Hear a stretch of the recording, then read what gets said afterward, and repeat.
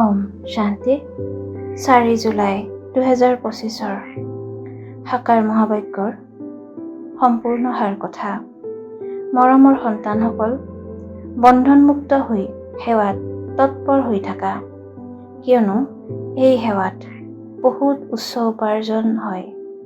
21 জন্মৰ কাৰণে তোমালোক বৈকুণ্ঠৰ মালিক হৈ যোৱা। প্ৰশ্ন: প্ৰতিজন সন্তানে কোনটো অভ্যাস কৰিব লাগে? উত্তৰ: মুৰলীৰ সাৰ কথাবোৰৰ ওপৰত বুজোৱাৰ। ব্ৰাহ্মণী যদি কৰবাত গুচি যায়, তেন্তে পৰস্পৰ লগ হৈ পাঠদান চলাই যাব লাগে। যদি মুৰলী শুনাবলৈ নিশিকা, তেন্তে নিজৰ সমান কৰি কেনেকৈ গঢ়ি তুলিবা? ব্ৰাহ্মণী নহলে বিবুদ্ধিত পৰিব নালাগে। পাঠটো সৰল, পাঠদান চলাই গৈ থকা, এইটো অভ্যাস কৰিব লাগে।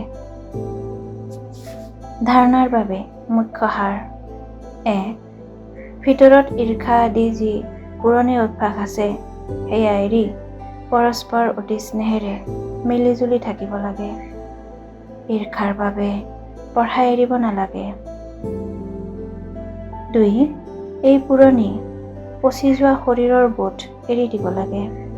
ভোমোৰাৰ দৰে জ্ঞানৰ ভৌ ভৌ কৰি কীটবোৰক নিজৰ সমান কৰি গঢ়ি তোলাৰ সেৱা কৰিব লাগে। এই আত্মিক বেপাৰত লাগি যাব লাগে।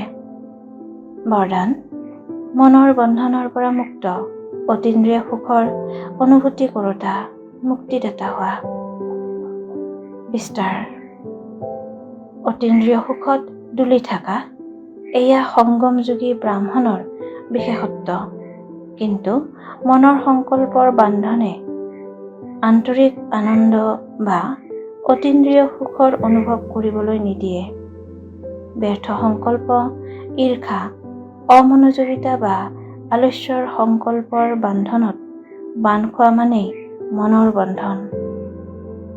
এনেকুৱা আত্মাই অভিমানৰ বশত আনৰে দোষৰ কথা ভাবি থাকে।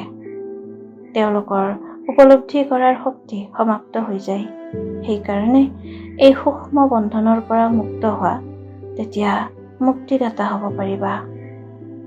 শ্লোগান: আনন্দৰ খনিৰে এনেকৈ সম্পন্ন হৈ থাকা যাতে তোমালোকৰ ওচৰলৈ দুখৰ লহৰো নাহে।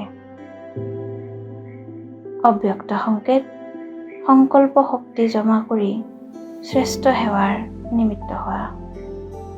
যিকোনো শ্ৰেষ্ঠ সংকল্পৰূপী বীজ ফলপ্ৰসূ কৰাৰ সহজ সাধন এটাই, সেয়া হৈছে সদায় বীজৰূপ পিতাৰ পৰা সকলো সময়ত সৰ্বশক্তিৰ বল আহৰণ কৰি সেই বীজত ভৰাই থকা। বীজ ৰূপৰ দ্বাৰা তোমালোকৰ সংকল্পৰূপী বীজ সহজ আৰু স্বত বৃদ্ধি হৈ ফলপ্ৰসূ হৈ যাব। সংকল্প শক্তি জমা হৈ যাব। ওম শান্তি।